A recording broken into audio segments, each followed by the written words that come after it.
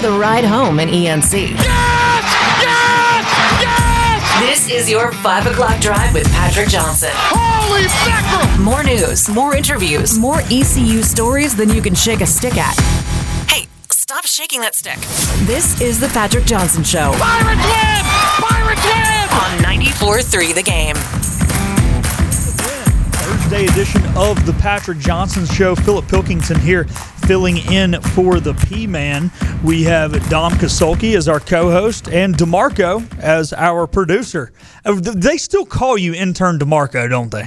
I am very much the intern. That is a self-given title. Like, there are many interns. No shame to anybody around me, but I'm just saying the intern who paved the way. And Cameron's jaw just dropped. She looks offended. That's okay. That's okay. I ain't got to turn around. Kayleen's face, but I know she's ticked off. That's okay, because what they don't know is that I paved the way for them. That's what they don't know.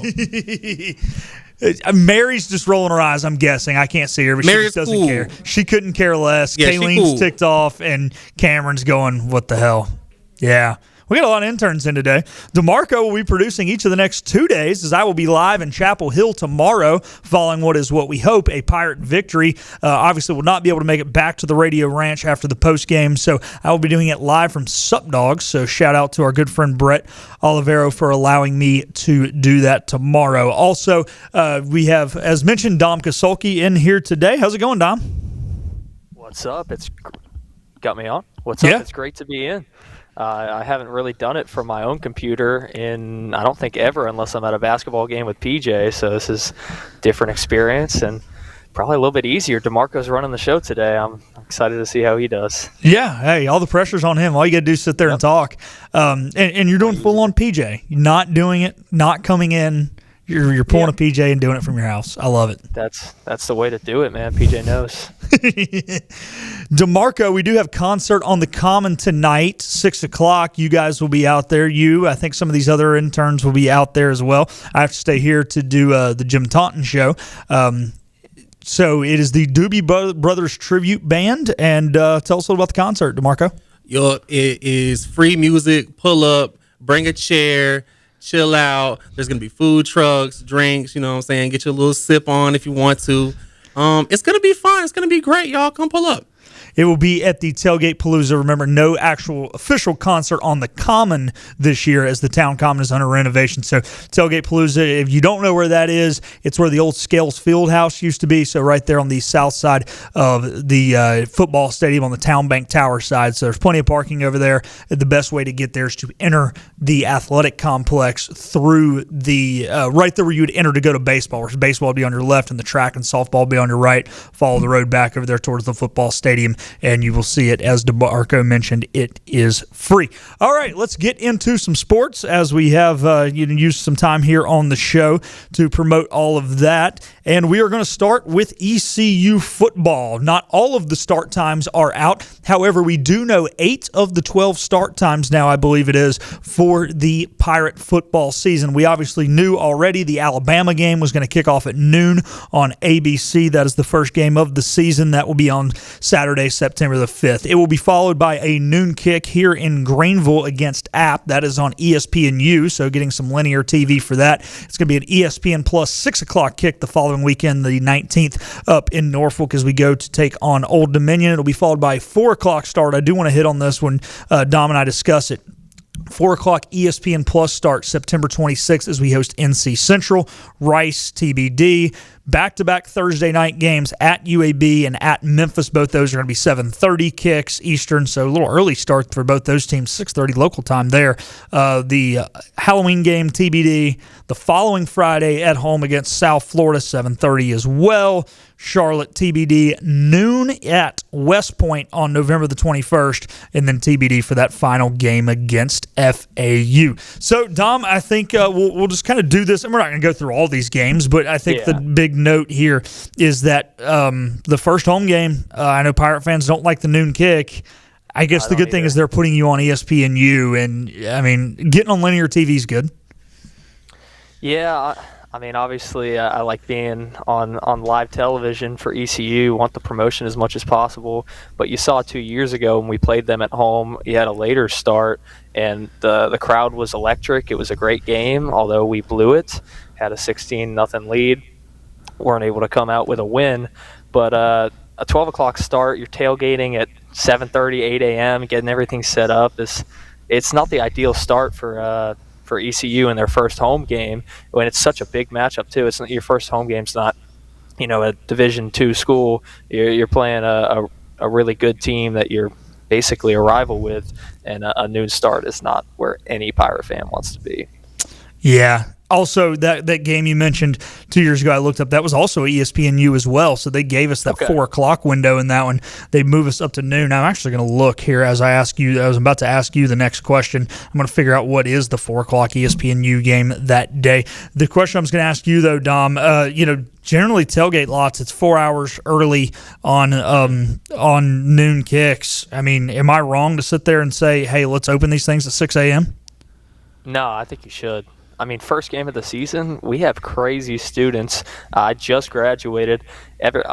Our students are going to be out there as early as you open them. So open them earlier, get the crowd rowdy, get everyone crazy, excited for home openers. 6 a.m., 5 a.m., I don't care. Anytime. Yeah, that would be, I don't know, that would be ideal, I think, to get more Pirate beverages flowing. The mimosa's got to come, because when you open at 8, people aren't even set up till 8:30, 8:45, and then you got 2 hours. So that's rough. So the middle game on the U 3:45 kick in Denton, it's North Texas UNLV. Yeah, they were just not going to give that game the noon slot. Now, obviously, it's not like we have to be on ESPNU, but just comparative. I mean, clearly they're calling it an ESPNU matchup. We're going to put that game on any of the bigger networks. Other games kind of highlight that night. You got Tennessee, Georgia Tech. That'll be at 7 o'clock on ESPN. You expect that to be a premier window. So, and then a lot of teams are playing, Cupcake State. We got Missouri State here playing Lindenwood.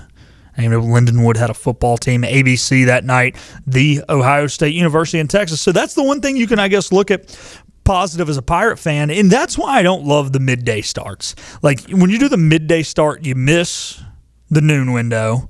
You're in the 3:30 window, which is the premier SEC game, and then by the time I get home, I'm kind of footballed out and I'm exhausted, and we get to see, like, the last 2 quarters of the late window. I don't know, man. I know people don't like the noon start, but I don't know. It's kind of nice. Like, go home and watch other games. That's why I like I don't like when the Panthers play at 4:25 either. When I go to the games, I feel like, man, I didn't see any of the 1 o'clock games. There's a premier 4:25 game on that I'm missing. I get home, Sunday Night Football's already started. Like, I don't know. I kind of like to just play and get it over with, but that's me. I don't know. I know I'm in the minority. Yeah, I get what you're saying, but it being App State, I think, makes a difference. Not just being the first home game of the season. I think playing a team where the fans really don't like each other, the team doesn't like each other. I think for that week specifically, I'd like more of the midday start. But I totally understand that aspect for later weeks from your perspective. Yep. Speaking of later weeks, let's go on to week 4 now. Dom, NC Central, ESPN Plus. When it's on ESPN Plus, generally the home team does get, I would say like 99%, pretty much 100% of the say in the start time. ECU has historically put these games at 6 o'clock. I think the way the Memphis game went last year, with the students staying, and I don't even remember what time that kicked, I like the 4:30 or the 4 o'clock approach here, Dom, and I think they should continue to do this. Let's just, for example, if Rice is on ESPN Plus and we get to choose the start time, Temple if it's on ESPN Plus, because the students want to pregame going out, and when you play at 6, they want to leave at halftime, which is 7:30, so they can get back to their apartments by 8 so they can pregame to go downtown. But if you start at 4, they can stay for the whole game and still get out of the stadium by 7:30. That's how I view it. Yeah, I like that perspective. I really wasn't thinking too much about this game when looking at the schedule just because of the game that it is. I know it's NC Central. Hopefully at that point in the season where best case, I guess it's not best case scenario. Something could happen against Bama. You never know. But hopefully we're 2-1 and the fans are really into it going into that fourth week on Saturday. The 4 o'clock start, I don't mind it. I kind of wish it was flipped with that App State game. That's my perspective on it. I'd rather have a noon start for an NC Central game and have that 4 o'clock start for App State. But I mean, in the tailgating and the pre-gaming for bars after perspective, I think that's not bad. And fans not leaving is exactly what they're trying to do. So as long as fans don't leave, I think we have a good crowd every single game to start. It just sucks when the fans leave so early, so I get why they're harping on that. We have some interns in there. They're in that college age range. Do any of you guys want to chime in on this? If you don't want to, you don't have to. But the going home or the students leaving, I'm kind of looking at Kayleen because I feel like she's the most opinionated when it comes to this stuff. She said, "What?" I think she's the only one back there that actually really cares. Mary cares about going to football, but Mary, it's like a family tradition. I think she goes with her family and her grandparents. I don't know, Mary, do you go with college friends, or is it more of a family deal when you guys go? It's a family thing. I don't really go with my friends. It's just been more of a, family kind of thing, but we don't go as often anymore. So I would love to go with some other people my age. Okay, so then since you've already voluntarily stepped up to the mic, the students do like to pregame going downtown. Now, I know you live in Washington, not Greenville, so there's probably less chance of you going back to an apartment and immediately going downtown after. But from your peers, your people at the game, do you think the 4 o'clock start, there's a better chance the students stay till the end as opposed to a 6 o'clock start where you're now bleeding into 9:30 and that gets back into the drinking time? Yeah, I would definitely think so, but that's from my perspective. You have to remember a lot of these other students are working, they're going to early classes and things like that. I do think we have seen a decrease in the attendance as the games go on with the later start times, but that's my personal opinion. Okay. And Mary, obviously very qualified. She grew up a Pirate fan, been coming to Pirate games since she was young, so she knows what Dowdy-Ficklin can be, and obviously we saw that last year with the Memphis game, and then, kind of unfortunately after that, that was the last game of the season, but unfortunately that has not been the norm with the students staying into the second half. So hopefully that is something that can change. Moving down the schedule, Dom, really the only other games that have been announced are the night games, 7:30 ESPN. Some of them, the UAB game is either 2 or big ESPN Memphis has already been announced to be on 2. South Florida Friday night already been announced to be on 2. And then the CBS at Army, CBS Sports Network at Army, even though they're in the conference, they still have some of their old TV obligations they have to go. Not a shock that this is a noon start. The only thing that, Dom, I wish, you and I probably won't go, but if we did, I almost would rather that one be a slightly later start because I think it'd be cool to get up there and tour the campus. The military academies is something special, but I guess you can always tour it after the game as well. Yeah, that's true. I don't mind the 12 o'clock start. I like the South Florida start time, ESPN too. I like these later games. These Thursday games we're not getting as much at home this year, so it's a little bit different. Maybe the fans might like that aspect of it being an away Thursday game, we get to watch them on Thursday, and then Saturday we have completely off instead of the Thursday games being at Dowdy-Ficklin and not the entire fan base showing up because you have classes in the morning, you have work in the morning. It's not always easy to show up those games, so I don't mind the rest of these start times. Yeah, and then the one luckily weeknight home game is a Friday, so it'll be a little easier for those people, from Raleigh, Charlotte, Greensboro, all that to make it up here.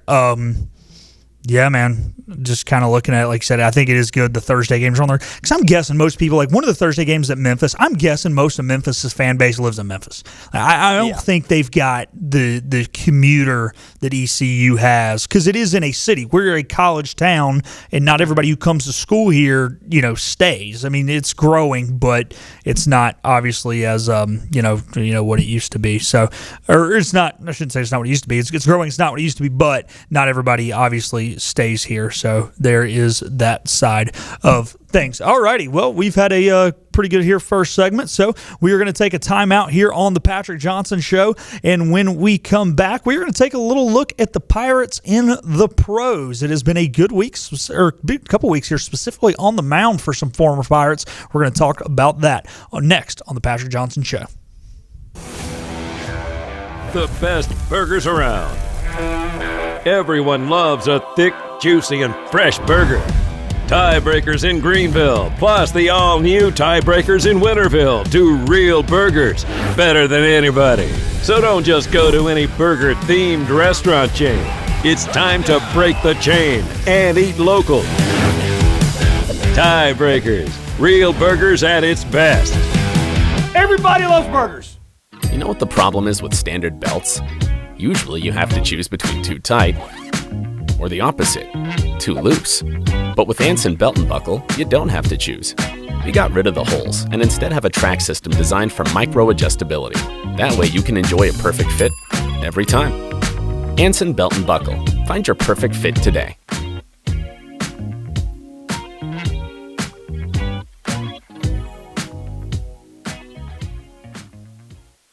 Healthwise Pharmacy rounds the bases with all of your infusion, retail, compounding, and medical equipment needs. Locally owned and operated by pharmacist Marcy Parker, Healthwise has grown to be your most trusted provider for infusion services. Currently providing in-home or on-site infusions in North Carolina, South Carolina, and Virginia. Visit Healthwise Pharmacy at 615B South Memorial Drive or call 252-295-0059 to speak to a patient service representative to find the option that best suits your needs. In this age of globalization, we've learned that bigger isn't always better. Ever tried to get phone help from a big corporation from a real person? Right. That's what's so nice about Phelps Chevrolet. After more than 50 years serving our community, Phelps remains family-owned and operated. Mike, Daryl, Wave, West, Alan, and Clay deliver hometown service and integrity, same as always. They share your experience, they share your values, and they are ready to help with any motoring need. Come get you one. This is about you, your family, and the health of all who live in Eastern North Carolina. This is about the transformation of a health system into something more powerful and more human, about creating new ways to treat disease and keep you well. This is about ECU Health, which is to say, it's really all about you. ECU Health. Minds, hearts, purpose. Make every day electric on the Kawasaki Electro 20 electric balance bike. Maximize the fun with long run times, impressive top speed, and Kawasaki build quality. Easy adjustability and smooth handling make everyday riding more enjoyable. And the standard MTB type tires provide off-pavement capability. The Kawasaki Electro 20 is the electric balance bike that's built to rip. Go to Ron Ayers Motorsports, Memorial Drive north of the airport, Greenville. We're back to the show. I missed you. We all missed you. Did you miss them? This is the Patrick Johnson Show on 94.3 The Game. Welcome back into the Patrick Johnson Show here, Thursday edition of the show. Philip Pilkington, Dom Kasulki, and intern DeMarco filling in for the P-Man today. We also have Mary, Cameron, and Kayleen hanging out behind the scenes as well. Let's talk a little bit about the Pirates and the Pros, just something we haven't really had time to do. We actually, Dom and I, and we might even get Steven on this. We haven't totally worked out the details yet for the summer, just to kind of have some content going out. You know, we take our summer hiatus, but once ECU baseball ends, we're thinking about doing a weekly, like Monday Pirates and the Pros update, actually. To kind of update everyone around the Pirate Nation on what is going on, not only with the guys in the majors, but guys in the minors, as well as Canadian Football League will be getting started up. I think we've got 8 or 9 players this year in the Canadian Football League, so we will talk about that as well. We're going to start with Gavin Williams. It was 7 innings yesterday, 1 earned, 4 Ks, 3 hits, and a pair of walks. This is his 3rd consecutive quality start. He is now 8-3 on the season with a 3.07 ERA. He pitched against Philly on Friday night through 8 shutout innings, allowing 5 hits, 11 Ks. His previous outing before that, 6 innings against Cincinnati, 2 earned, 7 Ks. So 3 consecutive quality starts for Gavin Williams, who, you know, right now, Dom, is it him? Is it Tanner Bybee? I don't know who I would call the ace, but Cleveland's got a pretty good 1-2 punch with these guys. Yeah, I definitely think Gavin Williams is the ace, at least so far this year. But I would qualify him as the ace. And if you look at his game log, he hasn't had a start where he hasn't been qualified for a win this year. He's gone 5 innings plus in every game. And I think he's only gone 5 innings exactly twice. Other than that, He's gone 5 2/3, 6 innings, and plus, obviously, you just mentioned a deep one where he just went.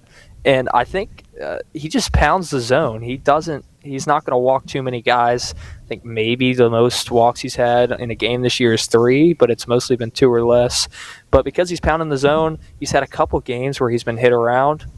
But other than those couple games, it's just been quality start after quality start, and he's just been absolutely amazing this year for the Guardians, and that's helped them get to a good point in record-wise so far this year. Yeah, it has, and just talking to Jim Zoki, a friend of ours who is is from Cleveland, he's a Cleveland fan.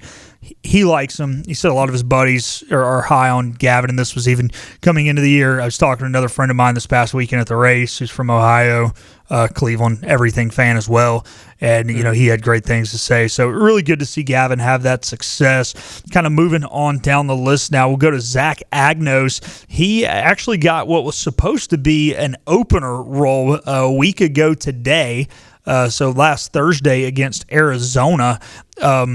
He ended up going 5 innings, Dom. He allowed no runs, 4 Ks. Unfortunately, his last outing was against the Dodgers on a Tuesday, and that did not look good. He gave up 7 runs. However, at that point, they were just trying not to burn arms. They started Kyle Freeland, who's their ace, even though he's 1-6. Freeland let up 8 in the first 4 innings, so they just threw Gavin out there to kind of eat innings. The Dodgers were already barreling him up pretty good, so he kind of got stuck in a tough spot there. But, man, the frustrating thing with Gavin is the outings are really, really good, with Zach. Yeah, thank you. The outings are really, really good, or they're really, really bad. Right now his ERA 6.25, but you go back a couple outings ago. I mean, here it is. He throws 2 innings, allows 1 hit, 1 K. Then there was a 4-inning outing where he allowed 3 runs. It's kind of up and down all over the place. But right now, kind of the story of the Rockies rotation, really, probably dating back to about 2012, 2013. It sucks because last year when he made his debut, he looked really good for his first few outings where he wasn't allowing really anything. And now, I mean, teams adjust to you. You got to adjust back. And I truly think that he will, because you've seen that he has the stuff to get out of innings. And getting hit around every once in a while, he's pounding the zone. It is what it is. Coming in after your starter gets shelled and the Dodgers of all teams you're facing, and they're already hot. They hit two home runs against them, and you just got to deal with it. But I think at some point he's going to have to get a sustained role to really find his confidence and find a groove on the Rockies. And it's hard because the Rockies aren't a team that you're really going to get a sustained role.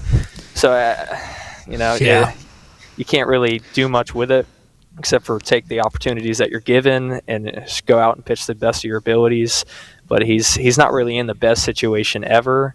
But you see that he has the stuff, and I think the ERA is a little bloated. I think he's a lot better than what that ERA shows. Well, he's pitching in Colorado. Everybody's ERA is a little. Yeah. There's a few that you allow some lazy fly balls that carry out at a mile high. So, we'll give him the benefit of the doubt on that one. So I'm with you there. Moving on next, let's talk about Trey. So Trey was hurt at the beginning of the year. He was not hurt. From what we understand, it was just, slower ramp up.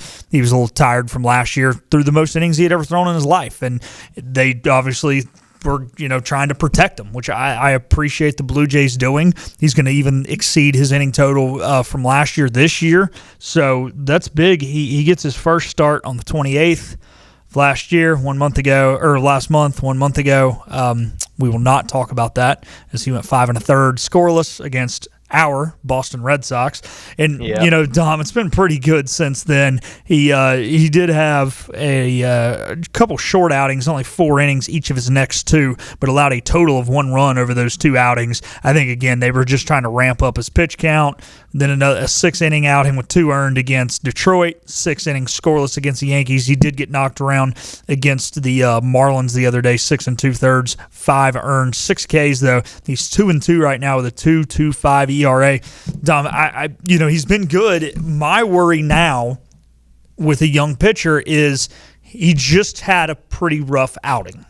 He gave up the 5 runs. First outing giving up more than 2 all year. I think Trey is in a really good headspace. I trust Trey's maturity, but The tough thing, man, is like doing it at the collegiate level, doing it at the minor league level is different than doing it at the major league level. I just hope he doesn't come out and walk guys early in his next outing. Yeah, I truly think he's too good to really go through a long slump. But I mean, it's baseball. It's his sophomore year. A sophomore slump might hit for a couple starts, but I really don't think it will. I think just ramping up, like you said, he didn't hit 90 pitches through his first 4 starts. Still went 5 1/3 against the Sox. So just getting up there past 90 pitches. I think he hit 98 in his last start.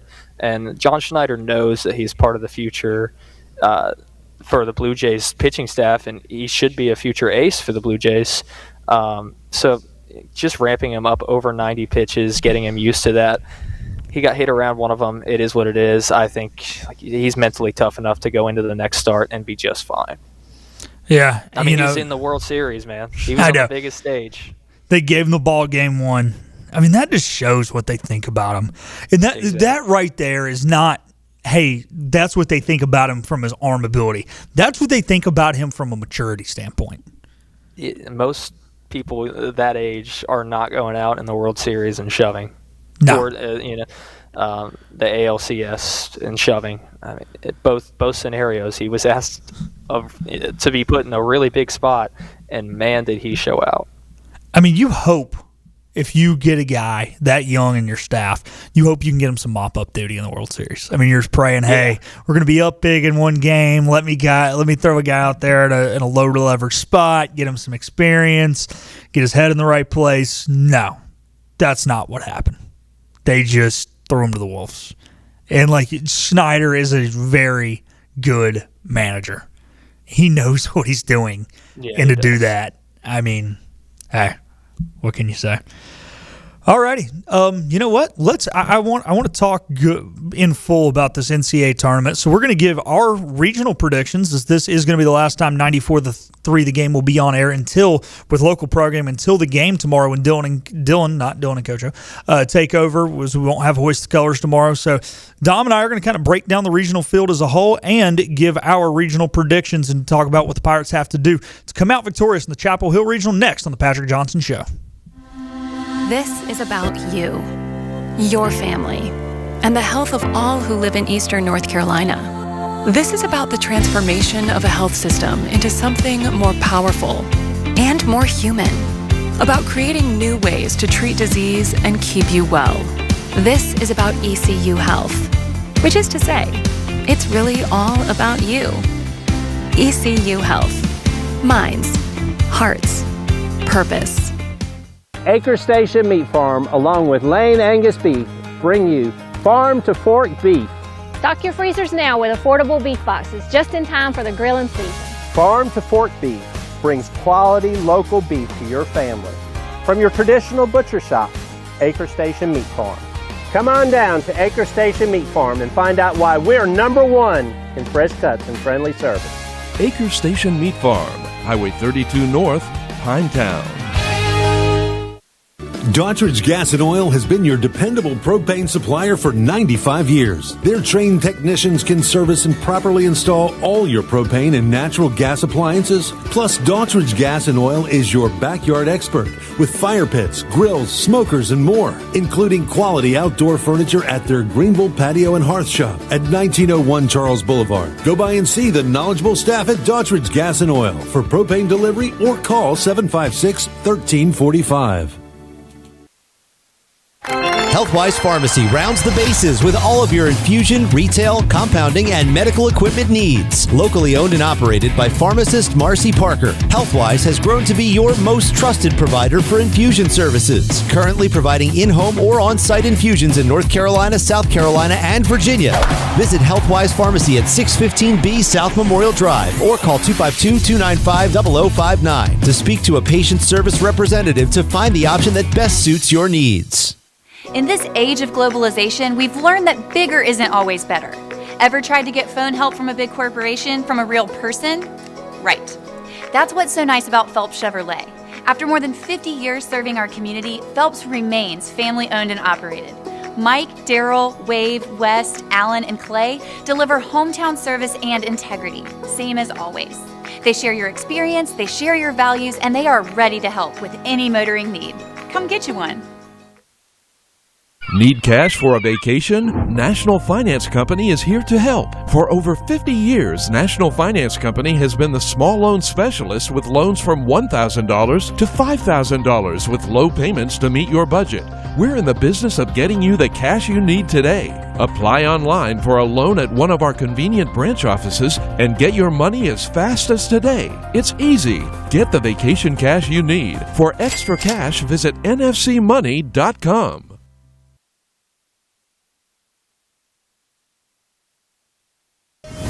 Beep, beep. Move over, Buttercup. We're back to the show. They're back! And I love them! This is the Patrick Johnson Show on 94.3 The Game. Welcome back into the Thursday edition of the Patrick Johnson Show, being produced by intern DeMarco, or so we call him that, even though he works here. He always does a great job producing the games. You can catch him on the Morning Rush on 107.9 with Mark and Laura. What days of the week are you on there over there, DeMarco? Is it Tuesday, Thursday? It is Tuesday and Thursday, but you never know. You may catch me on a weird day, any weird day, but mostly Tuesdays and Thursdays. If you want to meet DeMarco, come out to concert on the Commons tonight. I mean, that's not the only reason to come out, but I will say, when I was at the first concert, man, people come up to me and they're like, "Hey, where's DeMarco? I want to meet DeMarco." DeMarco is the star over there. Look, sorry, Mark, I love you, buddy, but whew, they loved him some DeMarco. I think he's taken over as the star over there. So, yeah. Come out to concert on the Commons, Doobie Brothers Tribute Band tonight. It's free admission. Come out, buy some beer, buy some food from the food trucks, and all that at the Tailgate Plaza. All right, now back over to the Patrick Johnson Show. Philip Pilkington here filling in for the P-Man. Dom Kasulki filling in as the co-host for me. And let's talk about these regionals here, Mr. Kasulki. Pirates and the Vols tomorrow, noon. Ryan Towers on the mound. Tennessee also going with their number 2 guy. So I shouldn't say the Pirates are not using their ace. They're using their Friday night guy. Tennessee not using their Friday night guy. So that's kind of interesting. And I'm not sure who Carolina's starting yet. I would guess they would just use their Friday night guy. Historically, regardless of who the Friday night guy has been, Scott Forbes has gone with them, even against the 4 seed. So I'm guessing that's what will happen. But just, I've got to talk about it a lot this week on this show as well as Hoist the Colors. But just kind of your thoughts on this, Dom, and what you think the Pirates really need to do to be successful both tomorrow and to come out and be playing next weekend. And hopefully Greenville, baby. Go Texas State. We're pulling for the Bobcats. Well, I think Ryan Towers getting the start is the good decision. I think his last time starting against a non-American Conference team was against NC State, and he struggled. He didn't go deep in that one, only 2 1/3, 4 hits, had 3 walks. So I think facing a non-American Conference team might be an uphill battle, especially with the bats that Tennessee has. I think them starting their number 2 guy, I'm hoping lights somewhat of a fire inside. I'm sure you guys have been saying the same thing. Lights somewhat of a fire inside the ECU bats. A couple of the guys I feel like are so close to being there, just like Austin Irby felt like in the conference tournament. He hit a couple balls that were close to leaving the yard, and it feels like he's just a tick away. And the bats are gonna have to be completely on, because I trust Ryan Towers. He's been great in his last 5 starts. He's lowered that ERA to almost sub-3. But the bats have to be a lot better than scoring 1 run in a conference championship. That's not going to get it done, because you can trust this pitching, these top guys, but they're not going to hold them to 1 run. They're not going to hold them to probably lower than 5 runs. We're going to have to score close to 7, 8 runs to try to win this game against Tennessee. And I trust Ryan Towers. I trust Joe Webb. But getting deeper into our bullpen, there's not that many guys that I trust to win us that game if we're not hitting the ball. So I think it really comes down to hitting. As much as pitching, I think, is the most important thing. We have to score runs. We have to score near double-digit runs to be able to win this game. And I think that's going to be tough. Ultimately, I don't think we're going to be able to, but I really hope we make it interesting. And in a fan perspective of ECU, I do have somewhat of confidence in this team, just because hitting at the right, or getting everything right at the right time. We seem to be doing that last couple years, but the analysis perspective, I don't think we're going to win this game. What do you think? I think 1-2 this weekend probably. Probably lose today, tomorrow, win the early game Saturday, lose Sunday. Is that that's how I feel at least. That's probably the most likely scenario. But if we can go out and beat Tennessee, then you never know against UNC because we might have Ethan Norby, depending if we throw him in the bullpen against Tennessee. But if we have Ethan Norby starting against UNC, we've seen them already this year. We've won a game against them this year. You never know. If we get to this point, I think Tennessee is the most important game because you get to UNC and you've seen them before. You don't know what's going to happen. And you get to Sunday with no losses, man, you're in a good spot. You are, because then even if you get in trouble Sunday, you still got to come back Monday. You'd be playing game 4. Whoever that opponent is would be playing game 5. So, you feel a lot better about that. Let's take a little bit more of a look at this thing. Dom, just a heads up, I did not tell you this earlier, but so you can be kind of thinking about it while I'm talking. At some point, I am going to ask, before the tournament starts, we got to pick who our champion's going to be. You just got to pick a champion. I'm not asking you to pick an Omaha 8. Right. I'm not even picking an Omaha 8. I haven't looked at the bracket deep enough, but just if we can, we'll do it to open the next segment so you can have time during the break. Okay. So we will open the next segment picking a champion. But let's kind of take a look at it. We're not going to break down every region. Full disclosure, Dom and I are not experts on the other 63 teams. We are experts on one of them in this field. But, just kind of early for you, Dom, regions that intrigue you, ones that, maybe your matchups that intrigue you for tomorrow, however you want to hit this. What are you going to have your eye on? Obviously the Pirates. But, hey, it's 2026, and most of us do own 2 screens these days, not just one. Yep. Yeah, actually the Kansas regional with the 2 and 3 seed of Arkansas and Missouri State is probably – the most slept-on game of the entire tournament. Arkansas is 21 in RPI, Missouri State is 23.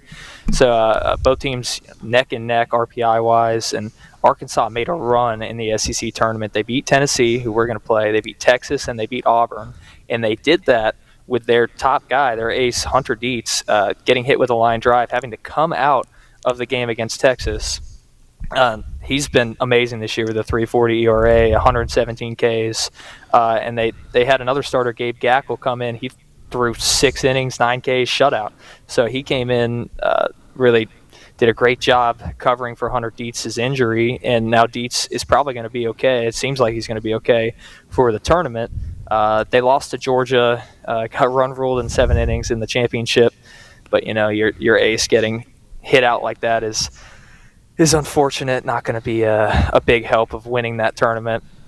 And then on the other side, I talked about Arkansas's pitching. On the other side, the bats of Missouri State, such a high-level mid-major team that has pop. I mean, they have 3 different batters that have 16 home runs exactly. Carter Bergman, Tage Goldberg, and Curry Sutherland all have 16 home runs on the dot, which I think is just a fun stat in itself. But that's a lot of pop in a mid-major team.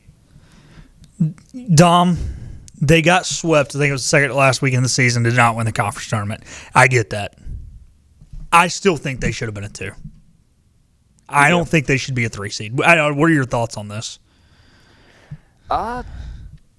Probably. I mean, having to face Arkansas in your first matchup, that's pretty unfortunate. They did not get the best draw. And on top of that, having to play Kansas, who's been looking pretty good lately. They've won 5 of their last 6. It's going to be a tough one to come out of. Always cheering for a good mid-major upset. But I think Arkansas's pitching, it might be a little too much for Missouri State. But those guys that can hit, they're going to be the difference maker. If they can get a couple walks and use those guys with 16 home runs, you never know. You got yourself a game. No, I agree with you, man. I think this is going to be, like you said, it's probably the most slept-on game. Look, going into last week, and now the bubble is clearly the committee's not the guys doing the projections. Clearly the committee is playing politics with not even putting stays the last 4 in. But Virginia Tech was, pretty comfortably in. But if crap really hit the fan, Virginia Tech could be out. We got Virginia Tech as a 2 and Missouri State as a 3. I'm sorry, Missouri State should be a 2. That's me. I'd put them as a 2 over Virginia Tech. I get it. They're in a league that only got a few bids, but a 3-bid league is what they came out of. Looking here, you had Jacksonville State, Liberty, and then them. But still, I mean, you had Dallas Baptist, top 80 RPI team, Louisiana Tech in there, top 80 RPI team. I don't know. Look, we could sit here and complain about the committee all day. Lots to complain about. Hey, Pirates are in, baby. You also, I'll go to one of mine, and then you've done a deeper research than I have. Clearly, thank you. You did a good job with that. One of the things that I am finding intriguing, Dom, here is the Lincoln Regional, and I know it's kind of been beat to death, right?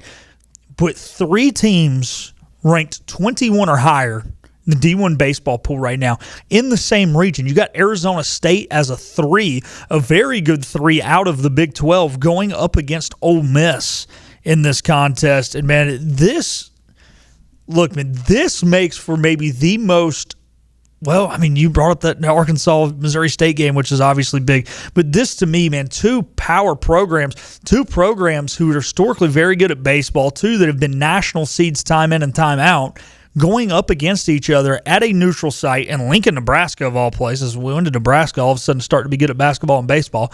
Going at it. And I just think, man, this is just such an intriguing regional as a whole. This one for me, as well as the Hattiesburg Southern Miss region, which is Southern Miss, obviously, Virginia, and Jacksonville State, another team you can make an argument was kind of snubbed being a 3 seed, as they won 46, 47 games, something like that this year. These are the 2 regions, Dom, where I really 1 through 3, whoever wins it, like I'm going to come out and be like, yeah, it makes sense that they won the region. They're a good baseball team, and I think, man, everybody talks about Carolina getting snubbed. Yes, it's tough. They shouldn't have the hardest 4, being the number 5 overall seed. They do have the toughest 4 from RPI standpoint, but man, those 2 regions, 1 through 3, are just gauntlets. Like, I'm hoping these go to Monday. Yeah, me too. You got to use as much pitching as possible. Ole Miss, like you were saying, a 16 RPI, and they're a 2 seed, and you got to feel for Nebraska, man, having that in their region. And then right after, if you win that, you're going to have to go play Auburn, most likely. You don't know who's going to come out of it, but if it is Auburn, I think Auburn would be the host of that one as well. They would, yeah. Number 4. So that's a rough one, man. That is, man. And I know, too, one of the other ones we wanted to get into was the Athens regional here. You got Georgia, obviously, Boston College, and Liberty, man. Liberty coming out of CUSA, who this year, as we mentioned, 3-bid league. Or no, sorry. Liberty now in the Sun Belt. My bad. These teams changed. Wait, which one are they in? I got both. What the heck is Liberty? I think they're still in the Conference USA. They are in Conference USA. Yeah, I don't know why I just scanned over their name. Yes, Jacksonville State and Missouri State, the 2 teams that we've mentioned so far. Good. Sorry, I'm all over the place today. It's because I was up early doing Talk of the Town this morning. That's going to be my excuse. That's valid. So they were, a 41-win team out of this league. Jacksonville State, as we mentioned earlier, was 46. Couldn't remember if it was 46 or 47. But, man, that's another tough 3 going against Boston College, who is kind of a surprising 2 seed. I think they're rightfully maybe a 2, but just surprising to see BC have this good of a year. Yeah, actually, Liberty has a higher RPI than BC does, 32-34. And BC, I think they have a really good young infield. It doesn't hit for too much power. Their first baseman, Nick Wang, does hit for power, has 16 homers on the year. But their infield has been really good, consistently getting on base, and has carried a big load of their offense. So I think that's going to be the strong point for Boston College. But their pitching has been suspect. They got A.J. Colarusso. He's been their ace. He's improved every year he's been there. He's through 76 innings this year, but he's gotten beat up his last 2 starts, both 5 innings, 6 earned. Did play against Georgia Tech and Miami, but you're going to be facing good teams this whole tournament, so going to have your best stuff. And then they have Brady Miller, another lefty starter who was really good early on for BC, but he limped his way to the finish line, and I think he was gonna be their number 2 guy in this tournament, but he came out of the pen a few times. His ERA in his last 4 appearances, 3 of them coming out of the pen, went from a 2.58 to a 5.79. He got blown up out of the pen multiple times. So them not really knowing who their second guy they're going to go to is, I think it's a little suspect for them, especially with Liberty, whose bats have been really good. They have a couple guys with double-digit home runs with Nick Marone and their freshman Josh Campos. And I think those guys are going to be the difference makers against this pitching staff from BC. I think Liberty's going to go and win this one. Wow, there you go. A little upset pick there. Well, or not really. Like you said, even a higher RPI. So real quick, I do want to hit on one more regional briefly, but since people are driving in their cars listening to the show, maybe not be able to pull out their phones. The Liberty BC game that Dom just mentioned tomorrow, 2 o'clock ESPN Plus. Looking at some of the other games here that we kind of talked about and headlined, Missouri State and Arkansas. That one is going to be at 6 o'clock tomorrow on ESPNU.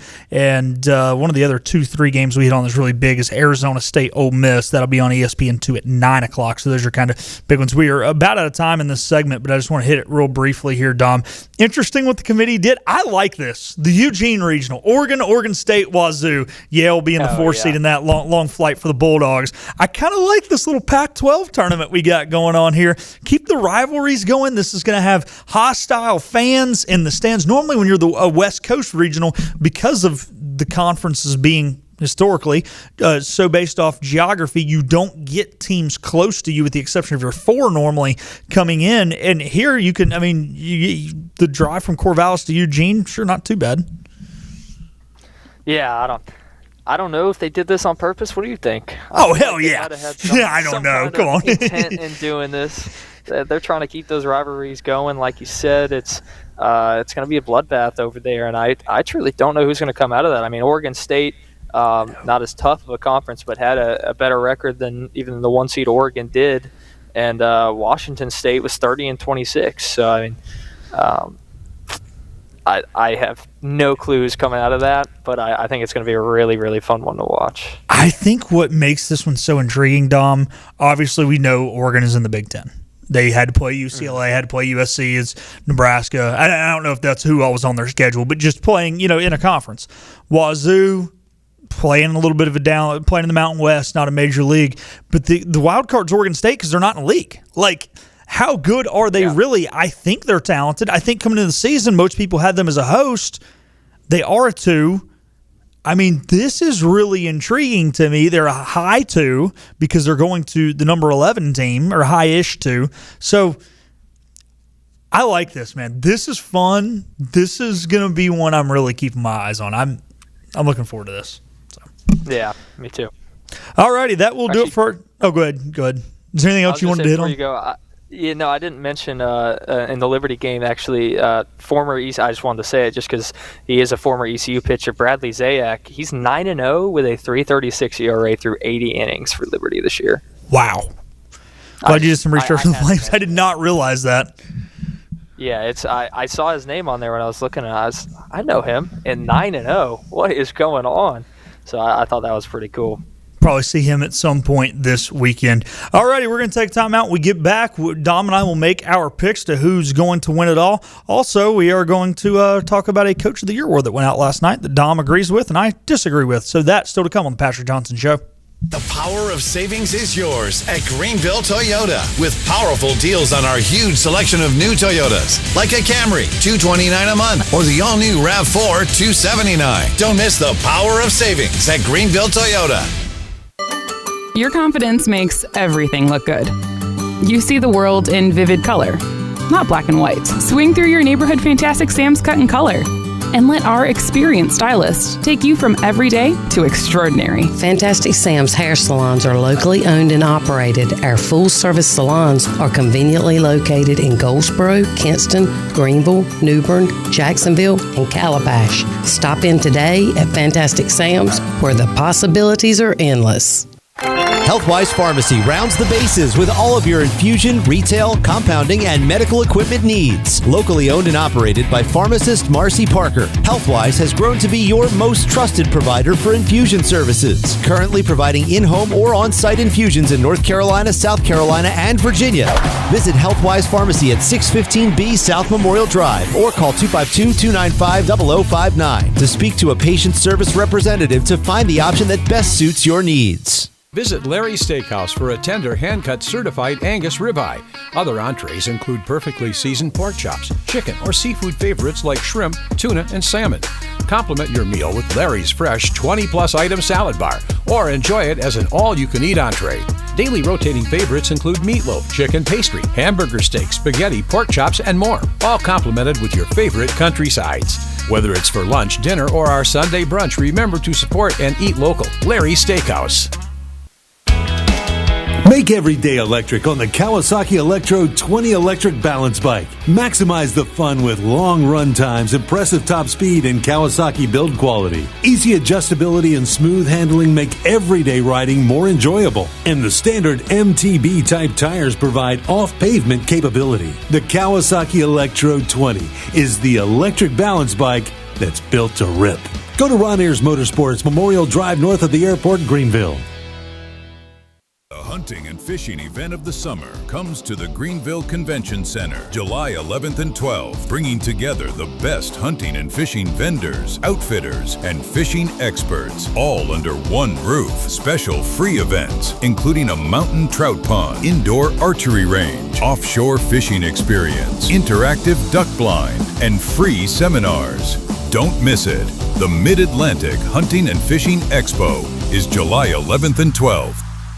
With new Toyota trucks from $259 a month, you've got the power of savings at Greenville Toyota. Drive Tacomas $259 a month or Tundras only $399 a month at Greenville Toyota, where our volume saves you money. And now, the stunning conclusion. Why is everyone screaming? On 94.3 The Game. Welcome back in Thursday edition of the Patrick Johnson Show. Philip Pilkington, intern DeMarco, and Dom Kasulki filling in for the P-Man today. Me and DeMarco and I will be back tomorrow as well. He'll be at the Radio Ranch. I'll be live from Sup Dogs. Here, about 4.5 minutes left in the show today. Dom Kasulki, I'm going with... I know this is the chalk pick. Give me the UCLA Bruins. The pitching staff is so deep. They've proved they can play from behind. Won each of their last 3 games in the Big Ten tournament via the walk-off. I know it's chalk, but give me the number 1 team in the land to win it all. I'm being pretty chalky, too. I'm going with Georgia Tech. Okay. So it's not much better. I mean, they had 6 players over a 470 on-base percentage. They know how to get on base. They can hit tanks. They got... Drew Burris, who has, I think, 14, which is actually a low year for him. He's had more in his past 2 years. But I think they'll get it done. They had a tough ACC play, and they showed they could beat North Carolina, who's another top team right there at number 5. I think they can play against the best. And you brought up a good point. They're a little more battle-tested than UCLA. Obviously, UCLA's got a couple of good teams in the Big Ten with crosstown rival SC, with Oregon, with Nebraska. But after that, huge fall-off. ACC, probably a little better of a league. So good point there that they probably, when it comes down to a little more battle-tested. All right. Yesterday that was announced? Joe Mazzulla, maybe it was Tuesday night, Coach of the Year, Boston Celtics. Dom, I think the Celtics met expectations. I think there were teams... Detroit, Charlotte, especially if you just, knock away the first about 18, 19 games for them that exceeded expectations. To me, Mazzulla and the Celtics did what they were supposed to do. You disagree? Yeah, I think the expectations for us as Celtics fans, yes, we thought they were still going to be good because we knew what we were watching. We know the bench had talented guys, young guys that could come in and step up. But most people watching the NBA, they're not keeping track of the Celtics bench. They didn't know what was coming in. The expectations were very low. Jaylen Brown being a number 1 was not on everyone's bingo card for this past year, at least in the regular season. I think most people had us maybe in the play-in or a low 5-6 seed in the East, and we ended up being the 2nd seed right behind the Pistons. Joe Mazzulla has shown he can win an NBA championship. He's also shown that he can not coach well in the playoffs in a couple of series. But in the regular season, he has been one of the best record-wise regular season coaches in a long, long time. He has had a good team around him. This year didn't have it as well as past years. So I think they rewarded him for having such a great year with the expectations being low. Fair enough. I get what you're saying. Playing devil's advocate here, you said most people that watch the NBA don't know the bench, but the writers who are voting on this crap should know every player on every team. Look, hey, I'm happy. Our guy got Coach of the Year. You wonder, like, it's the Celtics. I mean, you're one of the two national fan bases. Was there a little bit into that? I don't know. I just, the Pistons, man. How do you not give it to the Pistons guy? Yeah, that's Bickerstaff, right? Yeah, I think so. And I can't remember. Go ahead. No. I was going to say Charlotte also. I mean, they played a game when they went on that little heater late January. I can't remember who they were playing against. It may have been Miami. Whoever it was like a well-respected coach. That's why I'm thinking it might be Miami because mine's Spoelstra. It was like that dude. He said his post-game press conference, like, that guy should win Coach of the Year. Like, they are freaking good, and they're like tough to beat. Like, they're well coached. We had to legit game plan against them, whereas the NBA is usually just like spread the ball out and take shots. I mean, like I said, you take away that first 3 weeks of the season, man, they're the 4 seed, 5 seed. Yeah, that's true. I mean, Charles Lee, Celtics assistant coach at one point, he's going on to big things, and I think Charlotte has a bright future. Charles Lee was definitely up there in the running for me. Yeah. All righty, man. That was fun. Thanks for filling in, Dom. Thanks for helping. Great job on all the research. Thanks for having me. Yeah. All right, that was the voice of Dom Kasulki. We thank him. We thank DeMarco, as well as our other interns hanging out there. Thank you guys for tuning in. We will be back tomorrow live from Sup Dogs, 5 o'clock. So that's Sup Dogs in Chapel Hill at 5 o'clock. And no Hoist the Colors tomorrow at noon. Just baseball coverage, 11:45. Dylan Johnson, Pirates, Vols, tomorrow. Chapel Hill Regional. We'll talk to you later.